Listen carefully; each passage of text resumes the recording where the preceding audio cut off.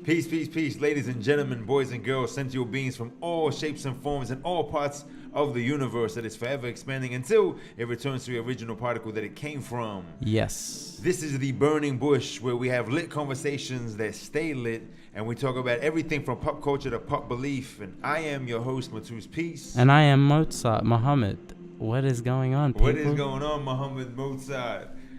We are here tonight, second episode, new audio equipment. And new stuff. We're still trying to get used to it all. We're adjusting. Like I'm trying to keep a hold on the sound. It's like the first humanoid to become the Homo sapien. It takes a little bit of a push. And that's what this podcast is. It's like an ever evolving thing. Even the locations and how it works and all of it. You know. Right. Let's just hope we're not like Neanderthals and we don't ever get to like evolve what we do. Yeah, man. I hope like this podcast is like. It becomes not like I want it to be a culture, really, like a and when I say culture, I mean like a germ culture, like germ? You know how like a pesticide, like you know how like cultures in germs you want us to be a virus start spreading. Maybe we should pick our words. Let me get this right. I feel like that's the right word because you know how a germ, like because not all germs are bad, right? I guess so. Right. So I guess like the word germ by nature. I mean, do we have to fact because check? Like we have Motion, the fact checker in the back. Motion, can you fact check if all germs are bad? All germs are definitely not bad. Oh, There's there you go. Some germs that are bad for some like they're horrendous for others. Right, so they vary. Yeah. If you're talking about the human, definitely not. Right, so we can have some good germs. So continue. So we're a good germ, is what you're saying. Like. I mean, like, not in a sense. I'm not even talking about the germ. I'm talking more about the culture. You know what I mean? So the culture spreads like a good yeah, germ. like the culture, which is the culture that spreads like a good germ. It's not even good or bad germ. It's just like germ. You know, like I think that's what humans probably are in a sense. Like germs. If you look at us from like a you zoom out, you know, and you don't only see it through your perspective. I guess so. But well, you know, it's hard to do that sometimes. What, look at things from a different perspective? Yeah, like from an outside perspective, outside of your own. I get vegans sometimes how they try to do that as well. What? How to change your perspective? Like how they're trying to look at it from like the animal's perspective. Oh, no doubt, but then. But at the same time, it's like you can't really see it from the animal's perspective. Right, because you don't know what they're thinking, and it's kind of assumptive to think you know what they're thinking. Although, I mean, some stuff you exactly. Kind of look at their faces or whatever, and how they act, their body language.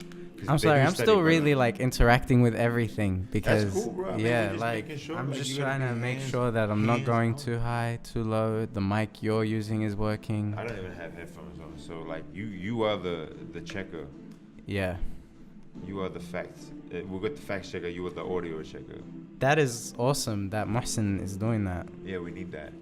Because we might say some outlandish things. Yeah, we might say some dumbass. So I was watching, speaking of outlandish things, I was watching this documentary when you were running late. No, you weren't running late. You left the memory card. I left my memory card at home. Quite a while. But nonetheless, I was captivated by this documentary that Motion showed me that was called Not All Kenyans Want to Go. Not everybody wants to go. In Kenya. Not everybody wants to go in Kenya, and it's as interesting as the name of it. Now, what it's really about is this charity group called Direct Charity, something like that, right? Or Give Direct. What are they doing? And now, what they do is instead of what's been the usual form of like charity, where they send blankets, they send aid, or they send. You know, just in a general, it's not really specified. They're giving each household $1,000 American dollars, which comes out in Kenyan dollars. It comes out to be like an approximate of 100,000 Kenyan shillings. Right. So like you can imagine, and I guess is that a lot? Yeah, I mean 100,000 Kenyan shillings. We kind of did the calculations. Correct us if we're wrong, but it kind of came out to be around 50 or 70. It would be the equivalent of you getting 50 or 70,000 here. Let's even just say 50,000. But let's say you're getting 50,000, but you've been living on like Centrelink, and you're barely even surviving on that. Yeah, I mean, and it's like I a can heavy imagine. like it could change things, right? Yeah. So it's interesting what each household kind of does with it. And there's one guy who stands out, an inspiration. And we have to, and a moment for this man, the inspiration of the whole show, right? Yeah. Because some people do whatever with it, but an inspiration Yeah. is this dude. He goes and buys 1,000 eucalyptus like seeds, like trees, like, you know, just like the plant. Yeah. 1,000 of them. And then him and his children, they're watering them and everything. And he's like, I'm going to plant them. And in 12 years, these trees would have grown. In 12 years, right? And he's like, this is an investment for my children. Yeah. Like, look at what this dude did with the 1,000. Some people would go buy a grill with that. You'd probably be one of them too. Well, buy a grill. like a gold grill if you could afford So like what? 100. Oh, 50 grill, grand, like 50 grand, yeah. like you mean? I'm I thought saying- you mean like a grill, like Like a grill barbecue meat. grill? Oh yeah. No, like Oh god, yeah. like a diamond studded Yeah. grill, which we'll talk about jewelry, like rap jewelry a little later. We should talk about that. But instead of just squandering it, he invests in something that will grow Trees. and will become profitable for his children. You know what I'm saying? Because eucalyptus there isn't, I guess, easy to get, so it costs money. So you pick the leaves off and you sell it. You're making money. You know what I mean? And that's crazy. Inspiration, because Motion, like he's planting mangoes, man, and that's like a 10 to 15 year investment. Yeah. And that's the like long-term investments. You know, it's like the difference between rich and wealthy. Because some people can have money, and some people can have wealth. Because wealth is not just money; it's when you invest it and when you create things that are resources, that are things you own, property, for example. You know what I'm saying? So it's like there's a difference and a lot of it comes down to how you plan your short term. Yeah, it's your all long term. strategizing. It's all strategy, because you never like plan to fail. You just fail to plan. Yeah, exactly. And most people fail to plan. It's like proper preparation prevents poor performance. Hey, That one's a good one too. Today I've got 5 mango seeds. 5 mango seeds. There you go. If one of them pops, alhamdulillah. If one of them, 2 of them pop, subhanallah. wow. If 5 of them pop, it's a karamat of Allah. It's a there you blessing. go. There's a miracle. We got miracles on deck. You know what I mean? If 5 of them pop, Listen, there's no holding back. you know, every mango is about $3 a mango. Yeah. I'm just saying. So if you have a mango tree, every time You're you loving pick life, a damn man. mango off, you are saving $3. You know, Yeah. it's like making money. Mangoes are And so imagine getting those mangoes fresh, man. Like you've got fresh mangoes on deck, like, you know, like juicy, fresh That's what it's about, mangoes. bro. You cut them. That's life. You know. I look forward to it. And this has always been my argument. Summer fruit is way better than winter fruit. Right? Like It's just always so juicy. Like I don't know. I think because like in the summer the fruit actually absorbs more water, right? I have no idea. Am I right? Is there or maybe is there a in scientific the winter. I reason don't why know. summer fruit is better, or is that's a subjective view? Though? Yeah, Come I mean, on. maybe, Somebody yeah. might feel like winter fruit is better. Yeah, but Do what you- is winter fruit? Okay, what Like, are I some know I fruits can that only say- grow in winter? I can say like summer's got like watermelon, mangoes, mango, nectarine. passion fruit. Am I right? Oh, is passion fruit like a no, winter is that fruit? a winter fruit? Passion fruit. It's a summer fruit. See what I mean? Like, bro, Tropical, tropical right. like fruits. I just what is the best? Yeah. I can't lie. Like, Which then makes me think, and I know this may be a leap, but makes me think, if you look at Summer tropical is life, places my where friend. people have great fruit, yeah. they kind of chill. And they kind of just like where they are. Mm. And then you look at cold places that didn't have a lot of good fruit or a little good anything.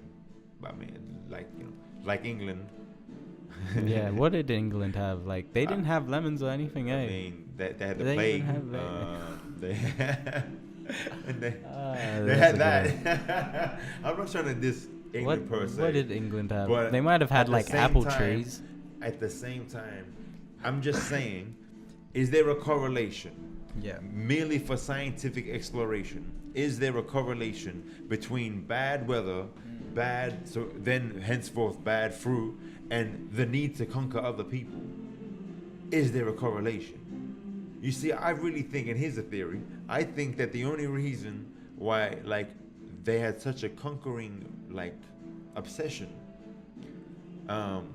was because like their food was bland. Yeah, they ain't having good taste of food. They didn't have nothing to eat that was Yeah. like, you know, you get grumpy if you're eating some stale, like, and then you realize other people have the best shit. You gonna raid your neighbors like like fridge and they're like yeah, their I cupboard. feel you, but I feel like everybody else was just doing it to themselves until like the Europeans were like, why are we doing it to ourselves? Let's just go do it to everybody else. I mean, no one. I'm not saying other people were just Yeah. singing kumbaya. Yeah, but I'm just everybody saying, was like trying to get a they were piece. taking You know from what I each mean? other, Yeah, like and trying to everybody take was a little like, bit of this and that, or just defending whatever. But like, Yeah. when we're talking about how many countries have been touched by the conquering hand of Britain.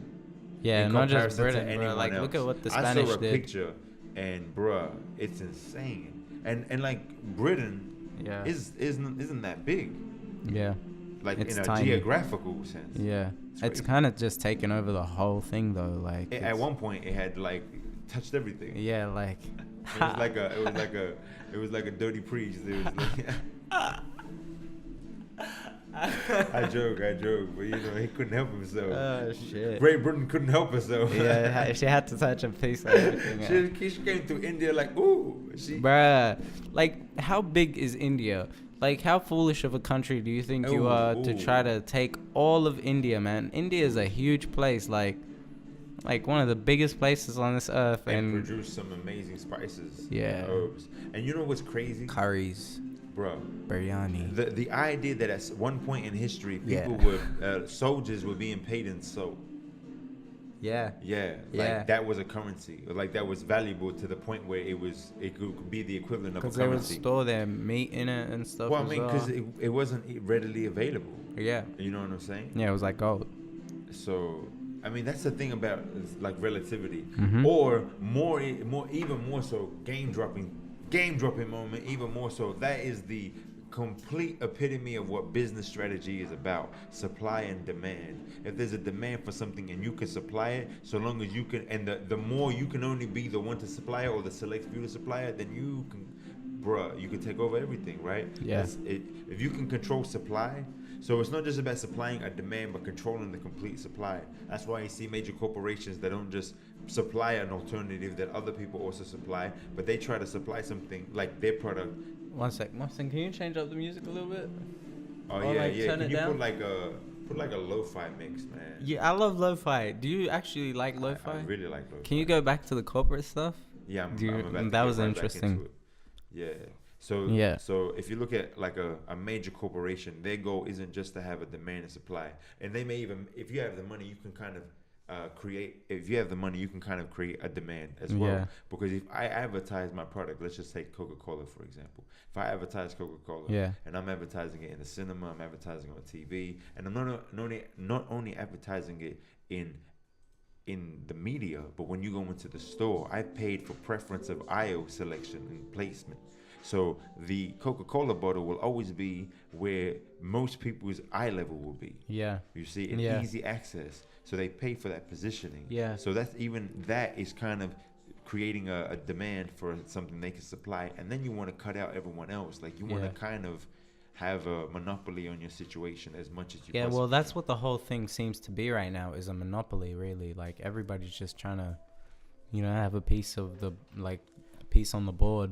Have the and- whole thing, or you mean or like try to monopoly? even, like the game, yeah, the game really, the way I see the world right now, it is that, bro, the world is such a strange place. I feel like every time I look at yeah, humans, we can put this up a little bit. This is nice. I feel like every time I look at humans, Yeah. it's like they're very repetitive in their nature, and Is and that too loud? nah, it's nice. Yeah, go ahead. So they're very repetitive in that. Yeah, they're very repetitive in their nature, and we all almost feel the same thing, and we all view the world in the same way, but we don't see it that way because we all have our own perspective and shit. There's just always that variant, because you and I, we could be doing the same thing, but how we understand even what we're looking at is different, and because of multiple other things that you've ever experienced. But my theory is, I feel like we all live in the same bubble. Like, we're all living in this bubble, or whatever it is. So you think we all share the same bubble?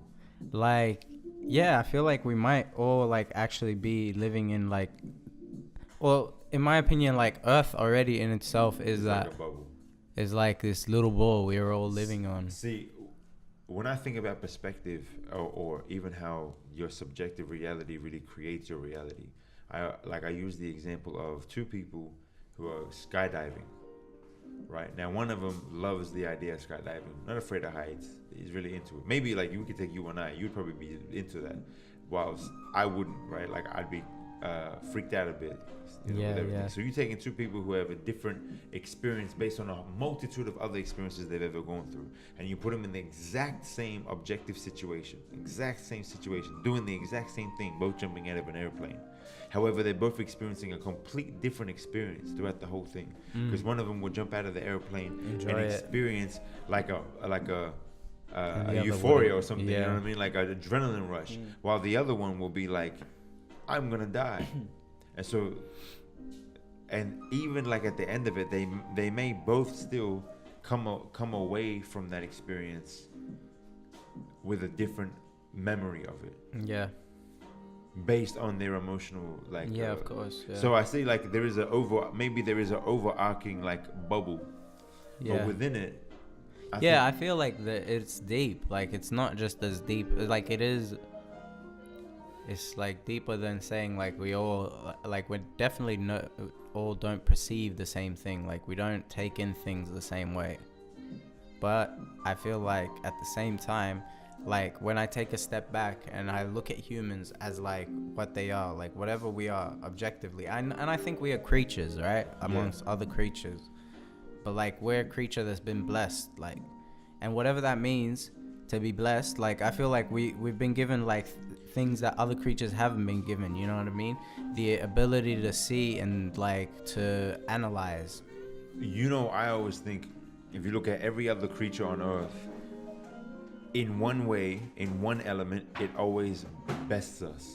Like every creature has something better because than it us. knows so well what it's eyesight, doing, or like, better ear, better ability to listen, better like to be able to fly, to be able to run, whatever it is. Not just that, like, but check this. Yeah. But the one thing we have, that is different to any creature on Earth. Yeah. So we're handicapped in every other way comparison. But the one thing is this conscious intellect. So the consciousness and the intellect that goes along with it, because that allows us to communicate far greater than any other creature, and allows us to build things. And that's the difference between us. Not just that, bro. I feel like it might also help us connect with them, like with other creatures. Like in a sense, like our ability to understand that, what you just said, is our also like some people's ability to be able to like be friends with like lions, or you know, I think like even with animals we are a part of this bubble, like but I do feel like level. Like I don't know what if it's higher or like what on the scales, on a different level, I guess. I just feel like we're on a different wave, like of consciousness, you know what I mean? I don't feel like they're lesser than us or we're higher than them. I feel like they're still like creatures. I feel like if you really believe like everything is created by God, then there is a higher purpose for everything. You know, you were saying that human beings connect with animals. I think, you know, a lot of the things that we've manifested, I'm not going to say created, but we've manifested or designed, like even something like binoculars, a helicopter, has been through looking into nature. The inspiration. And the inspiration is there. But that's the God-given thing that differentiates us, is the capacity to be able to then build something. Yeah. You don't see monkeys putting on shirts and like suits and going to work, because I mean, but that's not their thing. But even more so, you don't see monkeys finding a way to fly. Yeah. Because they've observed the bird and said, okay, how do we create wings? Yeah. Okay, how do we create airplanes? A monkey is just really good at being a monkey, but a human is almost good at, like is handicapped initially with everything in comparison, but has the ability, the potential is the word. Yeah. To actually transform themselves into anything. Because a bird can fly, okay, but I can create something that can fly. So then I can fly. Yeah. And that's the And that's why I use the word potential, because most people live most of their lives without ever really recognizing that they have what's called their true potential. Yeah. You know, that personal potential of what you can become. And so it's like, that's the innate, and that's the reason why I think the physical handicaps correlate with like the spiritual thing of us being on a journey that we have to go through, like tests, tribulations. We have to evolve. We have to manifest. And so we're given then the outward expression of that through the ability to manifest things in order for us to survive. Yeah. You know, we don't have the capacity like certain animals to just bear the cold outside. Yeah. We have to start a fire. We have to get clothing. We have to build a house. We have to progress. Do you know what I'm saying? Yeah. Like that's it. That's an innate thing in our design, which is interesting that the outward expresses the inward, or the physical expresses the spiritual. Yeah, I think there's a way of connecting the three, like the mind, body, and the spirit. You know what I mean? In a They're sense. hugely connected, bro. Yeah. No. I mean, like for us as humans to connect them, like because, for example, like most people, man, they don't get to do that though. Most people don't get to connect the mind, the body, and the spirit because they don't get to, or that they choose not to, or they don't know to. I think they're just ignorant of it. Like they're not. Yeah, right. Like they're not. What's the etymology of ignorant? It's just. Oh, I put you on the spot, Mr. Etymology, man. It's just it's ignorance really. Like it's to ignore something. It's to like go like nah. Should we fact check that? Yeah, let's Can we- etymology that. could- Actually, could- I got a laptop. You right got a laptop right there. Let's etymology that. Let's etymology Ignorance. that, because you know one thing is to always empower yourself, and the more you can empower yourself, the better you're gonna be to reach your true potential. And one of those ways is to empower your capacity with the language, not only understanding or learning and developing a greater vocabulary, but understanding what those words mean and where they came from also helps create a greater subjective reality. Yeah, it's has been used in the sense of ignoring, like act of ignoring. So like it's like a Latin word. It's lack of wisdom or knowledge, but you can use it in the sense of act of ignoring. Right. So you ignore wisdom and knowledge. You Yeah, have a lack it's of like- it yeah, out of a choice to ignore it. Wow, that's interesting. Bro, the words are spelt the same. The phonetics are the same. You Yeah, know, right. like the whole idea of phonetics has been such an interesting thing because like when we speak, like that's it. Like what a microphone is, like, you know, So it's for those who don't know what phonetics means, it's like Phonetics is just the like sound of how yeah. words are is how you would write them. Yeah, pretty much. Right. So it's just sounding them. So And there's phonetics a would be proper F-E, phonetic even like though the word alphabet. phonetics, so the word phonetics is spelled P-H. Yeah. Right. Like phone. Yeah, like phone. But like, yeah, so phone. But the Yeah. phonetic way to spell phone would be F-O-N-E. Isn't it F-O-N? P-H-O-N-E? No, that's what I'm saying. That's the way we spell it. But the phonetic way is Yeah, to probably. spell it yeah, the way yeah. it sounds. F-O-N-E, yeah. So it might even just be, it'd be phone. Even knife would be N-I-F-D or something. Like it wouldn't be like Yeah. like the phonetic spelling is a whole different spelling, you know. But Yeah, and the they use idea phonetic is spelling for people learning the language initially. yeah, but the idea of the phonetic spelling is that the sound is there. You know what I mean? It's Yeah. not the spelling But of it. shouldn't language and spelling just be the phonetic way? Shouldn't the way we hear it be the way we spell it? Or is that's strange? Like, as an English teacher, it's a questionable thing. Like, I always think, I mean, we developed a language. I think within spelling. the word, within the use of the, say, like K-N-I-F-E, yeah, within that, there is a root. So it roots back to something. So that's why it's in there. Yeah, right. So, like, yeah, all the words are like that, I reckon. So, and once you learn to, like, understand what the prefix and the suffix is, like, for that word and what the meaning is, the etymology for that, then it, like, they start to kind of join up and you start to see the, like, patterns and the The bigger picture. yeah, like, It's like putting the dots together. I keep like, and then Oh, it do you? pops, yeah. When you use your P's, you gotta look away for the P's. Yeah. Yeah. Yeah, but it's all about like putting the dots together really, and just So it's play, man. That's what life is built on.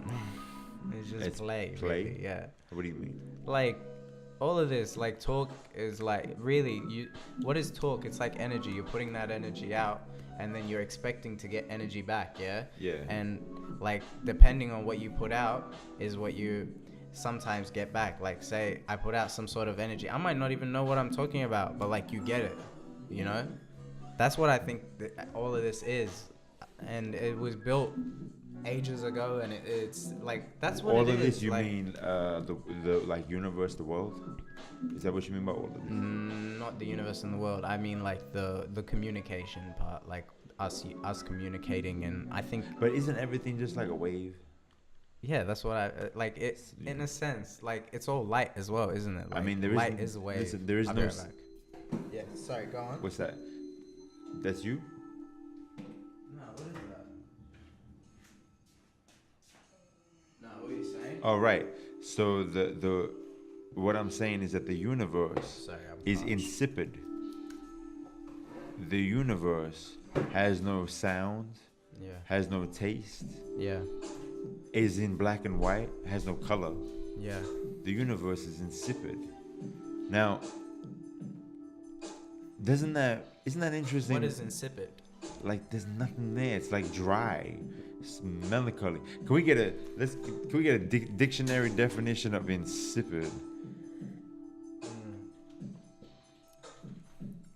And even like I'm gonna look up the exact.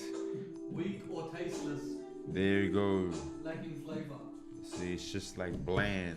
The universe is bland, bruh. isn't that the like perception though? Like we perceive it because No. That's what it is. And because we have perception, we perceive sound. We perceive. See, sound is just a wave. It doesn't actually sound like anything when it's. But you have the tools to capture that wave and make something of it. Yeah. But when it's coming out, there's nothing in it other than a wave. Mm-hmm. That's why we stay wavy. Ooh. Drop a love that. finesse every single day. All the time. Just whenever you get to catch it, you catch it. Yep. You know what I mean? But this right here, I send it out free 99. But the game is to be sold, not to be told. But this is charity. Yeah, free 99. This is charity here. You know? It's free 99 free though. It is. It's free 99. Get it for free 99. You know what I mean? So, speaking of free, I heard Takashi is going to jail Yeah. forever? For life? Yeah, man. Hold on. Let's just Racketeering. okay. Who? He racketeering? Him and Treyway. Him and Treyway? It's fucking Treyway. Treyway? Yeah. So him and Treyway. Bro, imagine like he had nothing to do with it, and Treyway was the whole thing. So like, you saying Treyway's about to do some time? So it's You know, I have no Treyway in idea. it? Bro, open up that Mac right now and tell me what the situation I know is. that they just got caught with like guns, Right.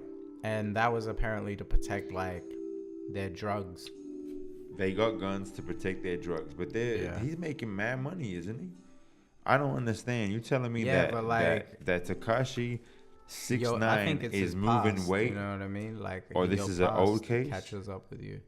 This is an old case. Possibly. Possibly. The possibilities. I mean, is this Possibly. another Schmurder situation? Maybe, man. You know, who knows? I feel like I mean, if he Takashi does, got the shine a lot longer than Schmurder did. But yeah, that is true. you know, but the Troll King. Yeah, for I don't know about- racketeering charges, man. Who knows? They're So- just charges at this point. Like, Right. like Racketeering they've charges. put charges on him before. Like, who knows? Like, he might beat it, but it just feels like, yeah, the potential for him to do life is high. Why is it because- light though? Does racketeering come with a life sentence in America? Does racketeering come with a life sentence? Yeah, that's the question. I Because- guess so. What is racketeering? What is racketeering? I reckon it's just like having guns. Like No, let's look that up. it says.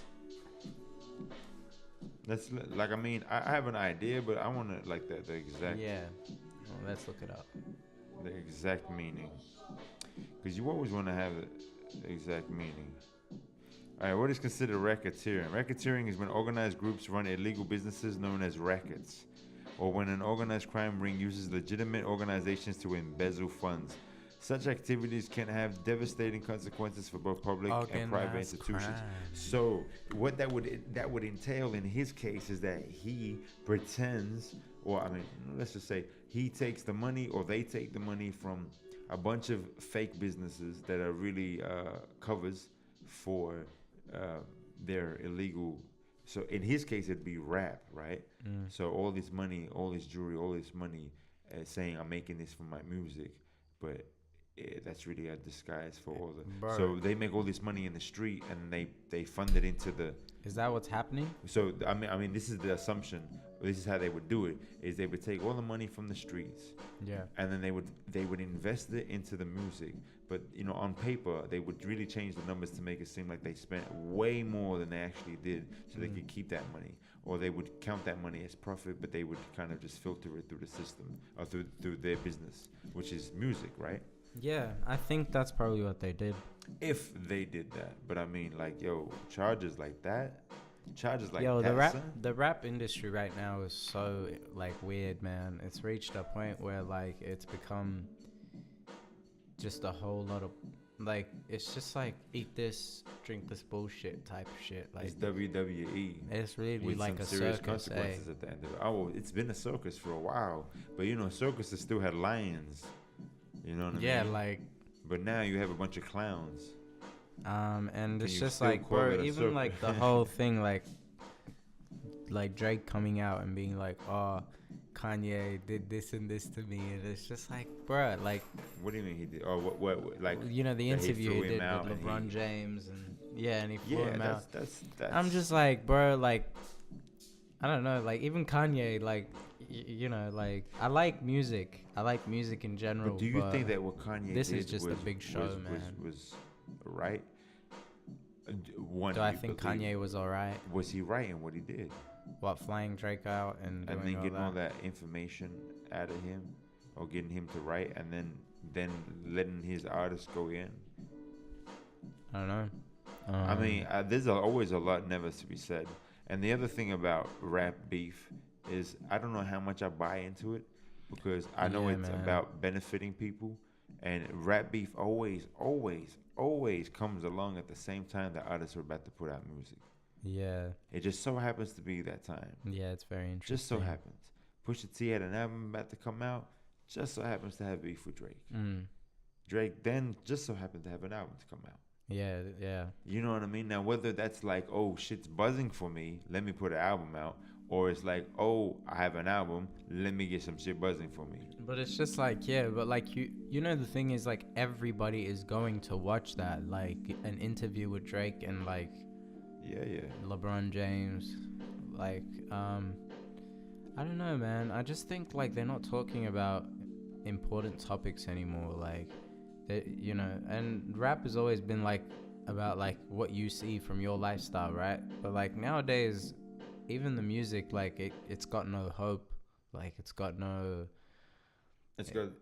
satanic symbolism in it. like it's got satanic symbolism, like it's always had that though, like not always, but like No, but I get you. It's not necessarily a new age thing. yeah, like But I do understand what you mean. And more than ever, man, it feels like people are like they've put chains on what you can say. You know what I mean? Like You feel more than ever now people have put chains on what you can say? Yeah, man. Don't you think that there's more of a freedom in what people are saying in their music today?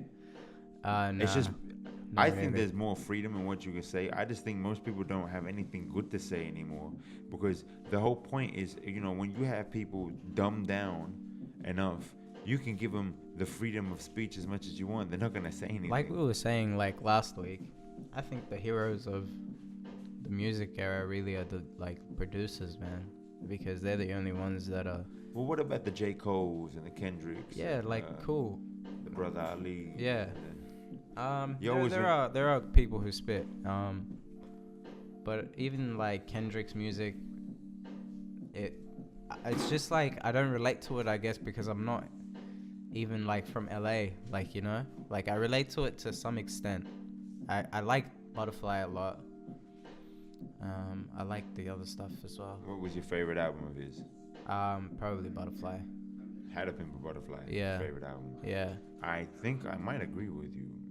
I think it was his might best agree one. with you, but you know, It was either that one or Good Kid, Mad City. that was a powerful album. Yeah, they're both like really powerful albums, but it's just like I think Kendrick's also trying to adjust maybe to the era. I don't know. Well, I mean, every artist evolves. Yeah, that's true. So you don't want to stay stagnant, and you don't. Maybe I just necessarily didn't like feel what he stagnant. evolved into. Oh, that's almost. It's so I think it's pretty much impossible for an artist to be able to evolve and have all his fan base Stick by evolve and all with of him. that. Yeah, I mean, but Because some people are gonna make not but like, necessarily look, bad decisions. Chance evolved, right? Chance And I like changed, everything and I Chance still done. like Chance. Yeah, it's true. That's what I'm saying though. But there might be somebody out there, and I've heard people be like, "No, I like Chance's earlier shit. He's like he changed." So you know what I'm saying? But yeah, man, I don't wish. Casanova came out saying he doesn't wish jail on anybody. He'd rather wish death on his enemies. And he didn't. He's like, I'd wish death on my enemies before I wish jail on them. I've been in the clink, so like I know what that feels like. And then he was kind of directing that at Takashi. Trippie Redd. All right. Well, I mean Takashi, but Yeah. that Trippie Redd for dancing to "I'm locked up, can't get me." Akon's hit about when he heard the news that Takashi was going to jail. Now, what do you like? What do I think of that? What is it? What does it mean when a man dances at the success, dances to the idea that his enemy is going to jail, possibly for life? Is that a win? I mean, To see your enemy to go to jail, is that a win? if you're weak, If you're weak, I reckon. right? Shots fired, Trippie Redd, you're weak. Because No, I like, agree with you. I think it's a bitch move. Because like, if you really wanted I don't know, man. It feels like there's no competition as well. Like people can't listen. You know, music is music, but we're talking about. But like even the sense of the competition, bro. Like look at the way like Takashi's interactions with like Trippie Redd, like that shit was just dumb. I mean, this is my point though. You have to imagine yourself, and this other person's your enemy, not just somebody you don't like, but they're like pretty much your enemy. It's safe to say that Trippie Redd feels like Takashi is an enemy of his. Yeah. So I'm just saying, like, celebrating a person going to jail, is that the equivalent of celebrating somebody dying? Is it worse? Is it better? I don't know. Celebrating our is he going enemies to jail? Is he going to jail? He's facing. Yeah, but let's just say he was. Man, doesn't make a difference. Let's just say he was. Yeah. Trippie Redd was dancing at that notion. You know what I mean? Nah, I think it's messed up. Like I think Or maybe he's just doing it as like a troll, because you know, bro, like, it's all clout chasing as well. is all Don't clout forget. chasing. Like, but trolling like, the bro, troll look king. at what. Yeah, that's what I was saying. That's why I was saying. Look at what Takashi was doing as well, man. I mean, that's something It's a Takashi would massive. have done. It's a massive clout chase. I'm not saying in defense of him. I'm just saying, like, in the general. I guess Casanova, when he posted that, it was just interesting. It made me think, like, how do I feel about that? Yeah, I wouldn't wish.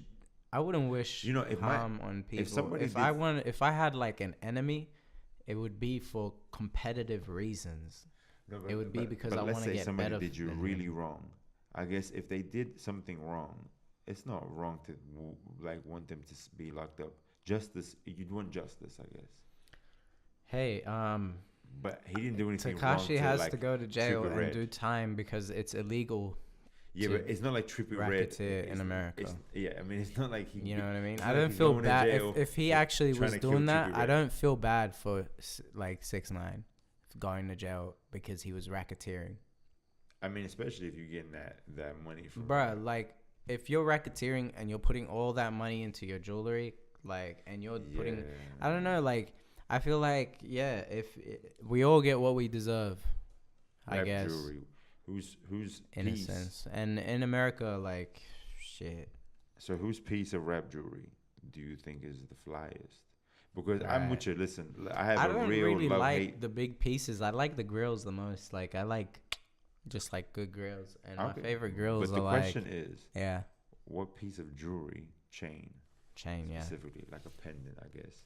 Um, And I'm not trying to glorify the idea of jewelry. I think it's just interesting the culture of perpetuating your wealth by buying extremely over the top, extravagant, gaudy, and wasteful. and you know what jewelry. else is really interesting, bro? Is the way that people used like XXXtentacion's name and like his music after he died as well as like a clout thing. You know what I mean? How Yeah, everybody was yeah. like, bro, even Lil Pump, like I don't care who you are, like Lil Pump put out a like an album with him, yeah? And Right. sorry, not an album, a single, right? And the single was like this single, and then he had like 2 extra features, Sway Lee and some other guy, That right? didn't even know Yeah, like XXX. yeah. Wow, they took off Slump God, right? Who was actually on the song Was originally. it? See, like this is But so. that's what happens when artists die and they don't necessarily control, or whoever controls their legacy and making money. It's a two-way street. Yeah. You know what I mean? So it's like his mother would be getting paid, and Lil Pump would be paying perhaps because it's like it's a good look for him. Bro, Lil Pump is paying for that so he can get the clout off of X's death. You know what I mean? That's Yeah. it. Really, like, cool. Like, Lil Pump, like, likes X. He, you know, but, like, let's be honest with it. Like, that's why Should have people gone wanted to people who jump on with tracks with, like, X on them, because now it's more clout. It's more like attraction because whoa, this new Yeah, young rap. But even Lil Wayne did it. Like Lil Wayne took a little snippet of X singing yeah. and he put it on his shit, and Yeah. like, and that shit blew up. Everybody But listens he didn't to even it. know who he And was. he hadn't even met X. You know what I mean? And they're from the same. No, not from the same city. Sorry. They're not from the same city. No. But Wayne does live out in Florida, well, Miami. for the Yeah, most does part. he? There you go. I mean, they all moved to Miami. If you ever been to Miami, you will know why somebody with money would move to Miami. Makes sense. Good weather, Yeah. I would move to Miami. Why the hell good not? weather, good cigars. But I like Sydney. Nah, that's a You lie. like it? That's I love Sydney, yo, but I just sometimes it just gets on my nerves because it just feels like a granny state out here. a granny or a nanny? A granny, nanny state, whatever you want to call it. Like, okay, nanny state in terms of us being like watched, but like a granny state as in like, bruh, people out here, like, they're not like trying to manifest things. They're just like, They're knitting. yeah, sweaters. legit. Like they're just kicking back. Like I don't know what it is out here. It's Culture. interesting. That's a. But yeah, It's- and then it's a we culture that ask doesn't know the ourselves like why 95.5. we don't have like a hip hop culture out here. I just maybe because like I don't know, maybe like it just doesn't build out here because like nothing is happening. You know, like. Well, I mean, the lockout laws kind of ruined the. Yeah, but yeah, true. Like the lockout laws, it kind of like. But there is a culture completely- growing when it comes to like rap music. But there is just something about Sydney that I've always found in traveling as an artist, that Sydney as an audience doesn't know how to necessarily turn up right. Not always. Yeah. But in comparison to other cities, man, we need to get our game up. You know what I mean? I hear that as well. Yeah, I mean, I'm sure other people have experienced it. But nonetheless, that's what comes with a nanny state. And I feel like it is a nanny state. Yeah, we're always And being I always watched and shit. And you know, even like being in New York where you have the army literally walking around with AKs at Oh, is certain that for train real? stations. Yeah, That's yeah. crazy. You could have at the World Trade when I'm coming in from Jersey and you're looking at a bunch of soldiers. Yeah. You know what I mean? It can be intimidating. However, even in a place like that, man, wildness. I believe you. I believe you. But you know, when you're talking about the age we're living in when it comes to music and what's being presented or produced, and the infatuation with jewelry as a reflection. We spoke about this the other week. I'm not sure if it made it to the podcast though. The infatuation with jewelry as yeah, it did. I think it did. Yeah. All right. we'll upload it and You guys tell us. Well, by the time they see this, they would have seen that. Yeah. If, you know, but it's just, it's like there's a lot of power in the music, I guess. And do you think that there's a change, or there will be a change where political rap will become the most mainstream? Now I'm talking about, imagine like Public Enemy's time, right? Yeah. Where they were like a big, major mainstream rap group, and their whole premise was political, pro-black, you know, conscious. So do you think, like, I mean, how much junk food can a body eat until it wants its vegetables? Do you know what I'm saying? So like, is there a point? Don't you reckon the music as well, bro? Sorry to cut you off. Don't you reckon the music is like, also like the vibration from the music, like it's changing the way people, again I pop my peas, the way people like perceive themselves, like the way people, like when they look in the mirror, man, people are trying to be like Trippie Redd, or they're you know what it is? 6ix9ine. It's because it's shaping their subjective reality. And you know, like they're going out and they're like, and they're trying to be that. And even 6ix9ine and Trippie Redd know that the whole thing is a show. Like, it is a show, but their fans don't necessarily know it, or their fans want to live that show. Yeah. But that's because you become a product of the environment that you're in, and music or whatever kind of information you're taking in, whether it's through film or music or reading or the internet or Instagram, whatever dominates that, becomes your reality.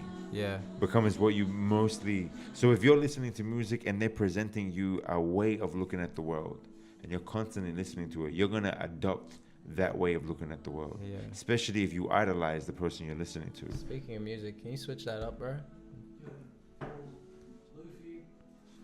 And whatever you feel. Yeah. So, like, if I'm listening to somebody who's telling me all bitches ain't shit. Yeah.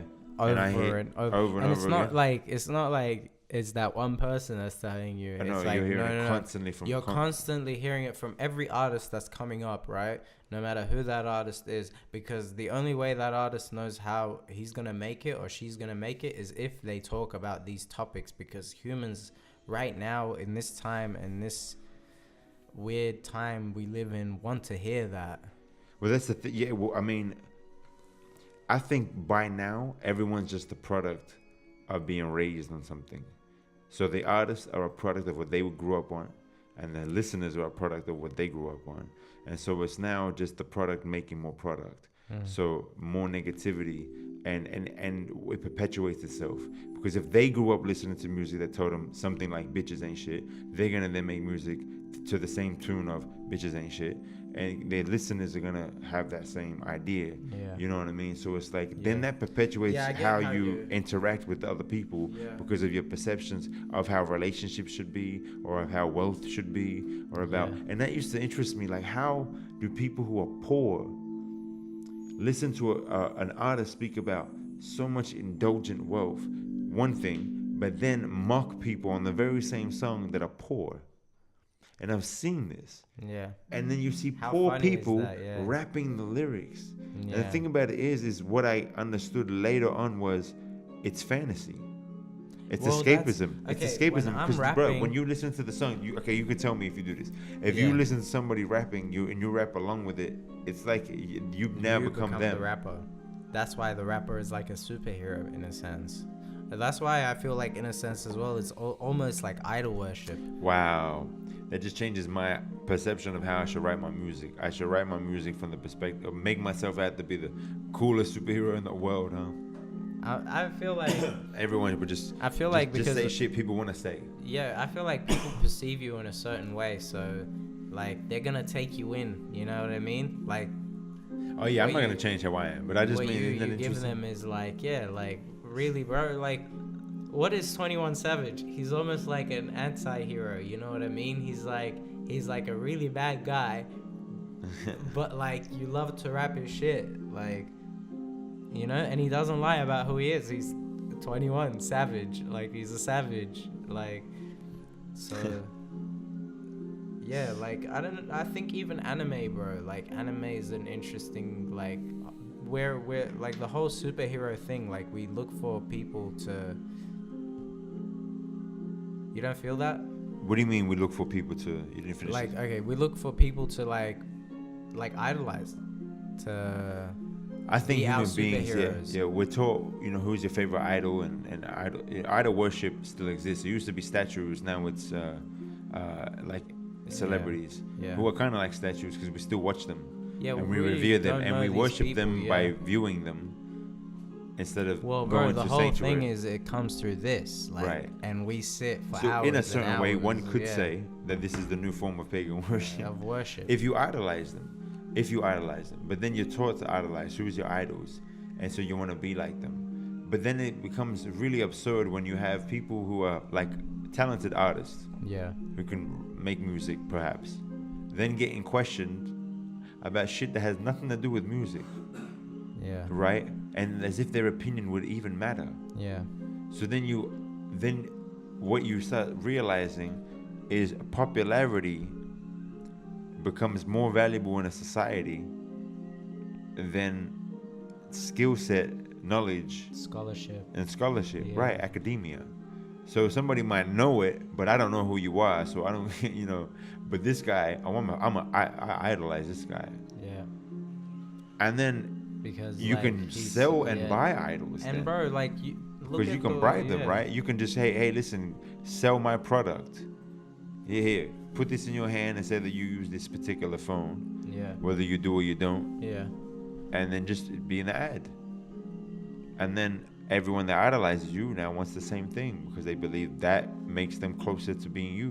yeah, That's crazy. yeah. It's insane. It's like on another level, bro. And even like having posters of people. I don't know. Like I'm not too like against it. Like I'm not against like poster, like- idolizing people, but like once you start copying everything they say. No, you should be and- against idolizing. But I mean, if supporting or in liking or Yeah, or like looking at liking like a as somebody person. who's like, yo, I'm a big fan. I can be a fan of somebody. I can be a supporter Idolizing- of somebody. yeah, like but I don't idolize nobody. Yeah, yeah, I agree. You I know think what I it's a mean? weird- Because you are a human being like I am. I'm gonna take the good from And you don't and you leave the think bad. it's a little strange as well? Like we're always like we're listening to them always, bro. Like they're in our ears. They're the ones. Musicians are probably these days like closer to people than their friends are because they're always with them. And Like they listen they're to 'em always constantly. listening to them. And they're not speaking back. They're just listening. Yeah, they're just listening. Exactly. They don't have an opinion anymore because it's the only. Because opinion every is- conversation they have is just that artist telling them. Yeah. It's a pretty one. much. It's a monologue. Their conversations are monologues. Yeah, pretty much. Yeah. And so you're gonna change the way people perceive the world through constantly giving them a monologue. We should take a little break and then come back. All right, let's do that. All right. Rain. Isn't rain something that really captivates a subjective idea? For one person, rain is treachery, drudgery, wetness, annoyance, nuisance. For another, rain is wealth, health, gratitude, growth, development, even a savior. Isn't that interesting? Something just like rain, water coming from the skies is a blessing in disguise. I mean, that crazy. Like one man's rain is another man's pain, you know. That's a good one. But I mean, so it's always like, if is the universe designed in a way that if your fault or your flaw or something bad that happens to you, does it work out good for somebody else? Like, do you know what I'm saying? Where like, there's always what do they say? Every time a baby's born, a man dies. Like statistically, I guess, like Every time a baby is born, a man dies. yeah, Right. It makes sense. it's like It's like people are tagging in always and out, and people are always being born. Well, I don't know about reborn, but being born again. I mean, some people believe in rebirth. The cycle. That's what I felt like it is. I think it's a cycle of life and death. It's a Life and death is a cycle. We came from the earth, literally, We came from the earth, Definitely. and so we've been described as made from dark mud, and that we originated in water, and then we evolved you in stages. That's what the Quran says, and we made you in stages, Yeah. which really screams out evolution to me, right? But anyways, if you look at it, we've evolved over time, and then we get to this point of where we are now, and it's just Where are we? where are we? Yeah. Bro, Yeah. where Do we you are think now- human beings? I watched a theater show today, and it was a very like sad or melancholy. But the premise of it with the writer originally, his outlook on life is that human beings don't get better over time. They just go through a cycle. They're by and large quite a aggressive or vile being. They do have some good in them, but they're not getting better. You know, and so I guess he had a very bleak outlook on, or cynical outlook on life. Maybe he's not wrong though. That's the thing. But like, you know what's Do you think we get better? Have we gotten better over time? Have we, I don't know, socially evolved better? Yeah, We have though. we have. But like in our But there's still so much bullshit going on in the world. You know, like I think, and what's missing is, I believe, I strongly believe is like spiritual like connection. Like If you live in a material world, right? Like you're missing Yeah. something. and connection, like spiritual connection isn't only connection to the inner, but like when you like start to understand spiritual connection, it's like your connection to everything else as well. Like, cause Right. like, bro, it's so bland to only believe. Good night, bro. It's so bland to believe that like, you know, that you're born and you die, and that like there's nothing else. Like, I think it's you're illogical. not a part of anything. You're Yeah. not, you know, you look at the stars and you're like, this is all separate from me. I'm not a part of this. It's like, But all creation is creation. yeah, we've all come from the same thing. Like, I mean, scientifically, we all like even the evolution. Star. Yeah, I mean the Big Bang, and then we've expanded from the very same like original coordinate.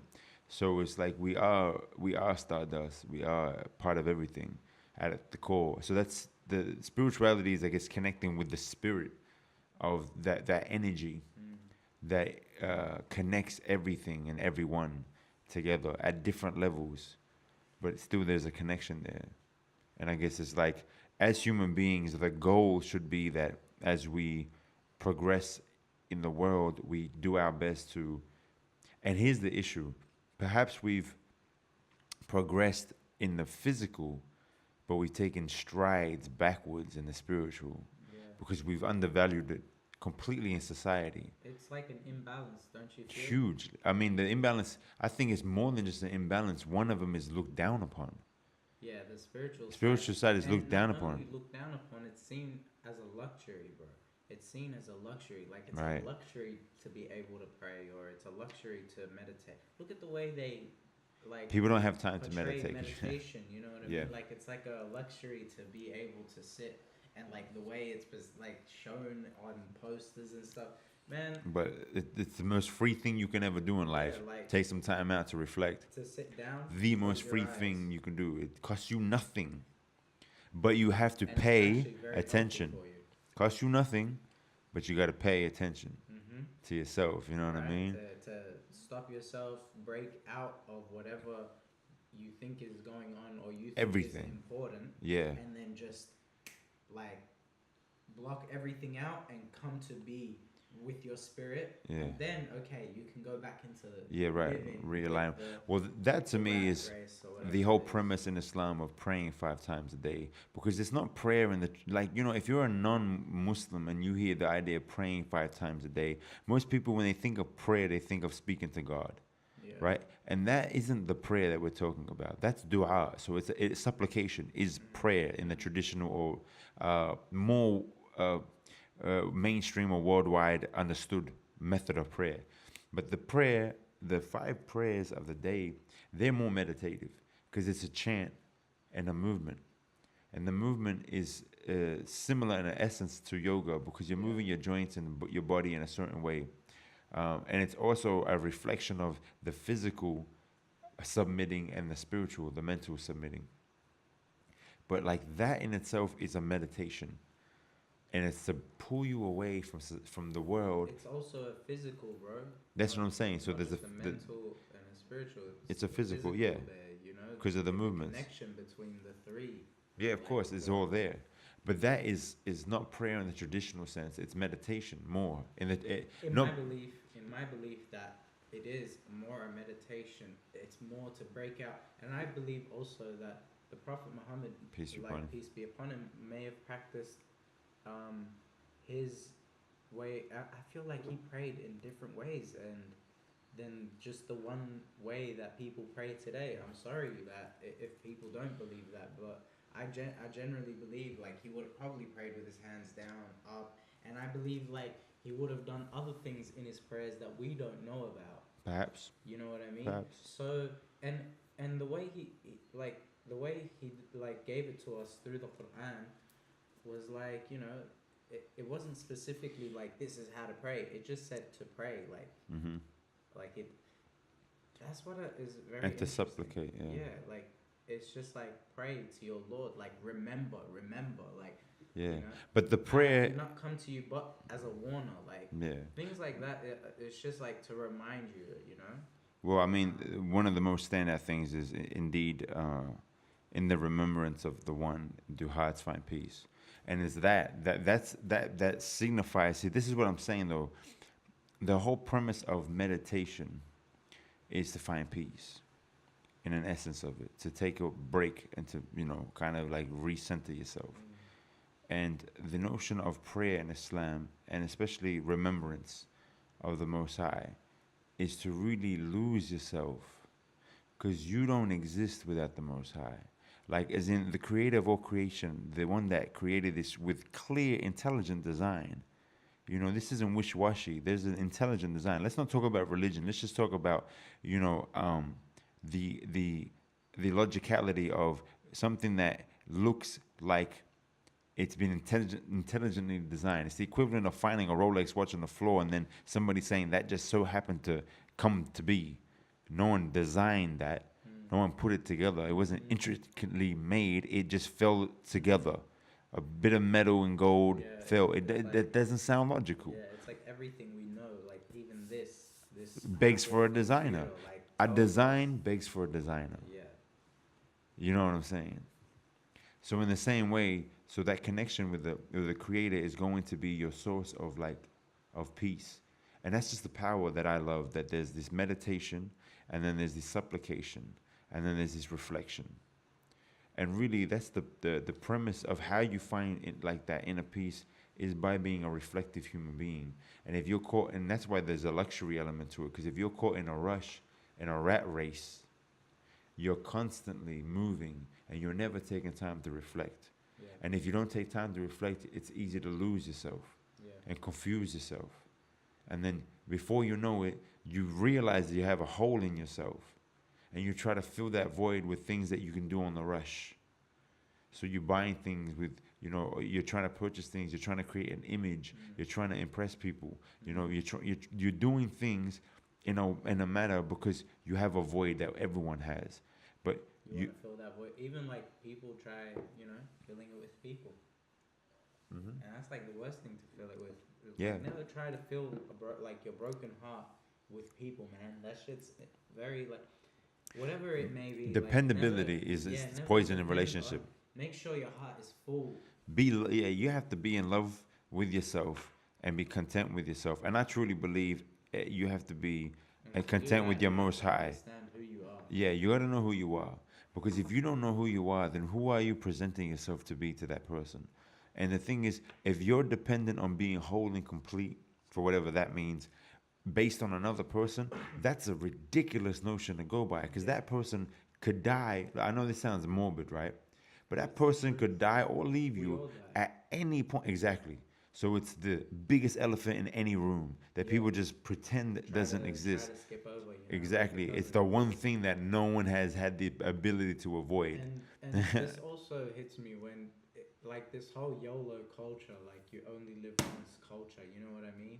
I don't agree with it. Like I think, like we live this life, we shouldn't live it like it's the only life. Like I don't know, man. Do But you know, really believe like this is your only life, like, or your only void, like, or your only whatever this is? existence. I don't think it ends here. Whatever it is, I think we keep going and Yeah, going. I agree. Like and But I take YOLO for something else. I still have the same complaint that you do about it. But YOLO for me is like you have one life here. Because your next life is different to this. Or your next journey is different to this. So you have only one of these. And one of these, yeah, YOLO, man, you only got one of them. But to think, yeah, YOLO, I only got one, so I'm going to waste it. Because that's what I hear. Yeah. YOLO, so I'm just going to do whatever. Do some dumb So shit. you've wasted it pretty much, is Yeah. what you're saying. Instead of saying, I'm going to create something valuable with myself and create my true potential. Yeah. Because you only get that one row. And that's an interesting thing in our tradition. It says, you know, like on the day of judgment, like when people kind of have to face up to what they are and what they were, or have to kind of really come to terms with how they're going to develop into the next part of their soul's journey. They're like, oh, just give me one more chance, or just send me back for one more day, or just, it's like YOLO, man. Isn't that what YOLO. The Pharaoh said when the sea closed on him? Well, the interesting thing is You know what I mean? that interpretation. Yeah, give me. You know, I believe now. If you let me live, I'll be of those who believe. Yeah. Right. But the interesting thing is that verse can be interpreted in different ways. See, the general interpretation that most people take today is that he was drowned in the sea and his body was found, and that's the sign that, because it says that, and today we will save you. Yeah. We will save your body As a sign. as a sign. Yeah. Like for the future. No, it It just doesn't says say it says that. we'll save your body as a sign Right. for those who come after. Yeah. Now, like who come? I think I'm not sure if it says even come after. Now the premise is some people take it that he drowns there and his body is found and his body is a sign. Yeah. Others take it that he never drowned there. He survives there. And the fact that he was able to survive that is the sign. And now, if he doesn't believe now, you know what I'm saying? And this is the epitome of why he was Pharaoh, the tyrant. Because even in begging at the end and he gets saved, he still then That's denies. really interesting. Isn't that See? the whole thing with The true definition of a kafir, of what they like to use for the term is disbeliever, which doesn't actually mean disbeliever. It means somebody who knows and does believe and chooses to not believe because it benefits them in this world. crazy. That's the only real definition of kafir, of kafir or kafar. That word cannot be applied to somebody who doesn't actually believe. They fundamentally do not believe it. Like they haven't been convinced of it or presented to them correctly or whatever it might be, right? How could you? That's the thing. The claim that term was used during those times really more so aimed at the polytheists that existed during his time that denied him even though they believed, like the ones who bowed and started praying when they heard verses, but then when others saw them do that, they backed out of it and made like lies against the prophet because they kind of got getting caught up in the moment. Like the thing about it is many people, it didn't suit their political and social gains. Yeah, it's all agenda at the end of the day, what your agenda is and what you... Look, man, I believe Islam in its nature is undogmatic. It's like... In its nature. Yeah, like Yeah. when the Prophet was like... And you know, it's interesting because like you read hadith, yeah? And a lot of hadith describes the Prophet to be non-dogmatic, right? But then we try to like... Dogmatize it. Like for example... There was the man, right, who prayed and he only read like Qul Huwallahu Ahad, right? And then the Prophet was like, "Oh, it's cool, he can do that." So yeah. You know, like, So for those who and don't the know what that companions means, came and they were like, "Yo, but like he's doing it every time." And no, but that mean they came to, I mean, yeah. So the You know, like- so when we pray, you recite a verse from the Quran, like the surah, the first surah Al-Fatiha, and then you recite any verse that you want, and then when you do it again, you recite another verse that you want. So most people, usually people would recite two different kind of verses, and but he'd it's always recommended recite you recite two different kind of verses. But But he would recited the always same do the thing. same one constantly. And the companions, they were the ones to complain they went to the Prophet about it, and he said, "Bring him to me." When and he he came, would do it in the same prayer. You know what I mean? yeah, he would So, do it like, constantly, yeah. every prayer. And so when the Prophet questioned him about it, said, "Why do you do it?" He says, "Because I love that surah. I love that verse." And he says, "Then continue doing it." Because exactly, there's no dogma to it. But now, do we take that as a ruling that now you have to do it? Or now, like... Exactly. Like, that's the thing, bro. And that story in itself could not, like, it could be just a story. Like, it could be just a hearsay story. But that's the thing. It's like what we take is important. Because what we're trying to decipher is the Quran. Really. Yeah. And within the Quran, if you read the Quran, right, and you can find like pure like dogma, which is the pure like dogma, I feel like that. Not even, don't call it dogma. It's pragmatic. But when what you're talking about is creed, right? Like the Quran is very basic in its fundamental creed, like in its fundamental beliefs. It's so basic that here's the interesting thing: if you got every single sect, every single side group, and whatever, all of them, Right. you got Salafis, you got you got the Shia, and you got the Alawis, you got everyone, right? Mm. Everyone that believed in the Quran. That's of course, Muslim, you believe in the Quran, right? If you got them all, they would all agree the 5 pillars of Islam. Yeah. Right? They'd agree because they outline, it's like charity, pilgrimage, the shahada, the belief in one God, the fasting like Ramadan, and prayer, right? And then the other thing you would get from the Quran, is like the 6 kind of characteristics of what we believe: that there is only one God, that He has sent messengers, many messengers, that Muhammad is like the final messenger, that there's revealed scripture, revealed revelation, that there are angels, that there is a day of judgment. Yeah. You know what I mean? So Yeah, that's these it. things are revealed in the Quran. Right, and that's it. Now that's Even it. our understanding of these things is it like in itself. I mean, isn't this- dogmatic. Like it isn't No, like I mean, you have could- to understand this in one way. No, you That's can it. take from it. That's what I'm saying. Yeah. That's it. Like all I've said is Yeah. the whole thing. It's not even abbreviated. Yeah, like That's it. yeah. Everything else you have is information. You can choose to believe it or disbelieve it, but it does not take you out of the fold. It does not mean that you're not a Muslim. And That's what I'm saying. And the problem is as well these days is a lot of people try to tell you You're not a Muslim. you're not a Muslim Because or they you're have Muslim based on they have a what you- long list of what makes you a Muslim, but it's not just that, and that's the problem. My biggest issue is if we stop speaking for God and let God speak for God, Yeah. then that's where the buck ends. That's exactly it. Because look, if we judge each other based on what God has taught us, then like that's the best way of perceiving each other in a sense. Like I think like if I'm going to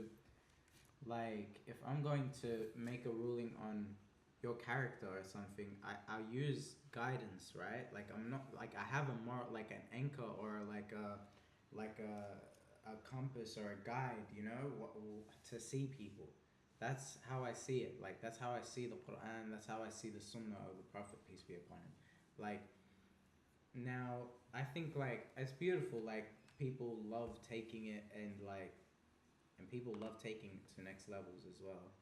But I think like beyond like what you said, like it should be discussions. It shouldn't be you're this or you're that. Well, my biggest issue is, let's just say you're a new Muslim, or you're a person who grew up in a Muslim household, but you never really paid too much attention to it, and then all of a sudden you're like, you know what, I want to try to learn my faith, my way of life, and apply it. So I go down to the local masjid or mosque or whatever, and I go in and I listen to the lessons or the khutbah, the lecture that's being said. Now, let's just say that place runs under the Hanbali madhab, the Hanbali school of thought, based on Imam Ahmed Hanbal's interpretation of the law or of the Quran or of Islam, right? I don't know that. What I'm listening to is a sheikh who I consider to be well learned and studied, and he is in that school of thought. About Friday khutbahs, yeah. I'm talking about Friday khutbahs, for example, or even just going in there to learn. Or listening to a lecture online. Listen to a lecture online, yeah. Look, But so hold on. Yeah, sorry. So you taking that information, you're not aware that the information you're taking on board is not just this is Islam, but this is an interpretation. Nothing wrong with that. But if you're not aware that it is, then you're being confused. Because if I go in there, and I've gone in and I've listened to like a Friday lecture, and I've listened to rules, like they've said some things that are what you could do and what you cannot do, based on the context, right? It's guidance. But at no point am I hearing that this is based on Imam Ahmed Hanbal's interpretation. Yeah. So if I don't know that, and I don't know any better, then I'm just taking that that's what it is. Now, if I go out into the real world and I see a Muslim doing the opposite of that, and I say that's haram or that's not right for you to do, and he says to me, no, it is. Exactly. The issue is if people need to know that there is differences of schools of opinion, and that they're all valid based on the mere fact, in the sense of this, you make them valid. You have to look for yourself and rationalize and logic. Annoyed, bro, because they've built this thing based on, like you said, the creed, right? They've built it on the aqidah. Like, my aqidah says this. How can you stand when he's reciting or whatever, right? Yeah. Like something like that could really frustrate you because of your aqidah. But they don't know it for themselves. It's different. It's okay. Yeah. So it's just like if we focus on the foundations. If everyone just went back to the one thing that we all really hold and the Quran holds, then it's just like, okay, you can have all your extra beliefs. And bro, the thing is, we've put the extra beliefs up there with the Quran. Exactly. And we don't even and they're secondary. They're informative. They're just like, it's just extra information. People, okay, give me the evidence from the Quran, and they're like, no, it's not even about evidence. It's just merely about the fact that if something has been ingrained in you for so long, that's just the reality. Then you go into like, wait, no, hold on, wait, how could you? No, wait, what? You know, it's not even, but that's preposterous. Everyone knows. And it's like, but what can you give me the quotes? Can you tell me where you know that? Exactly. Can you? But it's like, no, but everyone, and they tell you, even like non-Muslims, This is just people in general. You guys are so annoying as well, because sometimes you guys think you have the best quotes. Like for Muslims, but you haven't even read the actual Quran. It's like, fam, this Imam is a Muslim, right? He doesn't represent me, but he represents himself. Yeah, and he's like understanding. I represent myself. This is what it is. It's a self-governing. You can't tell me what I believe, especially when my faith tells me to use the Quran and the Sunnah, the tradition of the Prophet. And it tells me to rationalize within the Quran. Exactly. So that's what I'm going to use. And if you haven't even read the whole Quran to know this, and that's the whole point. I was teaching a lesson, and the whole idea of the flat Earth came up. Somebody said something about it, and then they questioned me about what I thought about the flat Earth, and I said, no, I don't believe the Earth is flat. I believe it's spherical, but I've looked at what flat Earthers believe, and I can understand why they may come to that assumption. And then one of them was like, who would believe the Earth is flat? That's the dumbest thing I've ever heard. I'm like, but they have their reasonings. If you looked into their reasonings, you might almost be convinced if you didn't know any better. Say, no, that's just stupid. This is, that's ridiculous. And they all chimed in, yeah, that's dumb. How could anyone believe that? Everyone knows the world is spherical or like round. I'm like, hold up a minute. That attitude doesn't make you intelligent. Yeah. That attitude makes you a pawn, an idiot. That attitude is the exact thing that if you're ignoring the rest of the information. Because you don't care about the information. Yeah. You're just basing it on what's the mainstream idea of how we see the world. Yeah. If you existed 1,000 years ago and somebody came to you and said the world is round and spherical, you'd be like, oh, that's the stupidest thing I've ever heard. Yeah. Everyone knows that it's flat. You didn't say, that sounds dumb. What's your evidence? Yeah. Minimum. What you need, like, people have to understand, and this is what I was really trying to drill to them, that you think you're intelligent because you've shut down this idea, but you haven't even heard it through for you to shut it down. Yeah. The minimum you can do is say, okay, that's a big call. What's your evidence? And then you can shit on that evidence if you feel the need to. But you got to hear it. But the thing is, they might not be objective. They just follow suit. But if you want to really change how you see the world, you want to intellectualize, or you want to look at yourself and be like, I know better. Yeah. You have to always be willing to look at the information first before you I can shut agree, it man. down. And you don't want to look at the information. You know, when I studied religions, because I chose to be a Muslim. When I studied religion, Can you give me a second? well, let's wrap this up, anyways, bro. Yeah. What are you trying to do? Just need to go to the bathroom. I'll be right back. And then we'll just cut it and then continue. Is it what I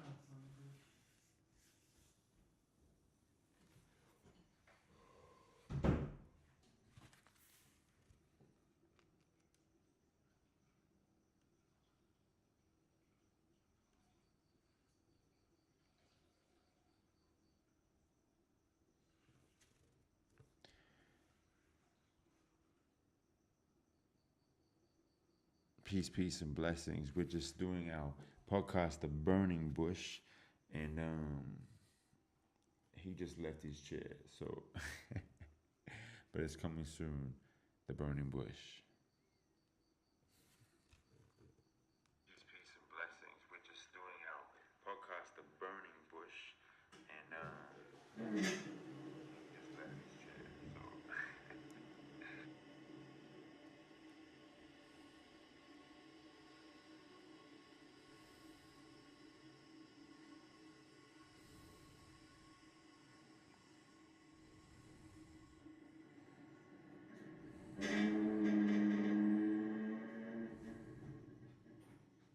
Alright. Shall we continue? So you were saying why you were studying religion? Spirituality? Yeah, I was saying that when I studied, but I don't remember. I don't remember why I was saying that. All I was trying to say is that when I studied religions, like I didn't just become a Muslim. Like I studied different religions. Yeah. Yeah, I feel the same way. But as I don't well. know And why I was I don't saying think I let go of much of what I learned, honestly. Like, most of what I've learned throughout time, I've also rationalized, you know? Like, not throughout my time here, I've rationalized. Like, that's always been me, in a sense. Although I have fallen into irrational forms of thinking, you know? But most of the time, I feel like I've rationalized everything, and I've taken, like, the rational part of it, and the irrational part, I've just been like, that doesn't make sense to me, so it doesn't need to be a part of my belief. And that's the beautiful thing about having a belief. It's like, it's yours. It's not everyone else's. You don't inherit belief.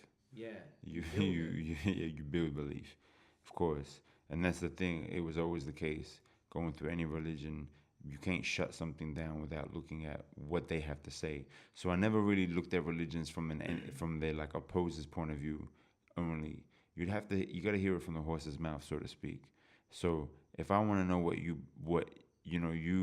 believe or what a certain faith believes, I should hear it from the people who believe it, not from the people who are trying to say that it isn't right. Yeah. You know what I mean? There's time for that. Let everyone speak for themselves first. That's what I would always do, and then I would critique it for myself, and then look at the critiques against it. Yeah. You know, and see if they had any validity. Yeah, because, like, bro, too many people are into, like, debating, really. It's more, like, even Muslims really hard right now. Well, people I think, just like to our debate. faith is being attacked all the time. Yeah. And so people are trying to get onto the front line, you know? Mm-hmm. But, and you know, most that's of in the the time, best frontline way of debating is through good character. Yeah. But, like, most of the time it's like, you know, people who want to debate is people who want to have something, like, they have something. They want to be prove, heard. You know what I mean? Yeah. Yeah. It's not about increasing knowledge. It's just about showing off knowledge. And, bro, like, the more, like, I've researched into this, like, Dean, the more I realize there is knowledge within it.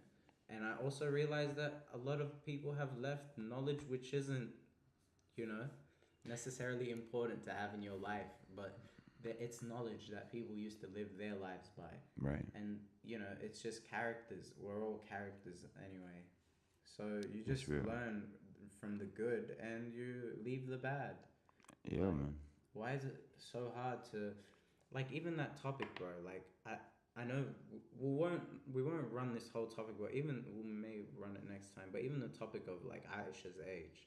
Then let's just run that next time. Yeah, and the fact that, you know, people are so dogmatically, like, stuck to it. Like, no, the Aqidah says this, so we, like... They don't use like, their rational logic yeah, deduction. No doubt. So that's the way I see it. Like, you just gotta rationalize what you believe and see it. You can only see it the way you see it. Don't be forced to see it any other way. You know? Indeed. Anyway, let's wrap this thing. Yeah. All right. Peace and blessings. Make sure you subscribe, like, comment, and let us know what you'd like us to talk about. Give us some feedback. No doubt. Give us some questions. Make sure you guys hit the subscribe, hit the like, and we'll be live hopefully soon. Yeah, we're trying to take this live next time around. And really, it's a building thing. We ourselves are also building onto what the burning bush is. Really, the burning bush is me and Matus, and we will build from there. And you guys are going to be a part of that journey, and it's a blessing to be alive. Signing out. Peace, people.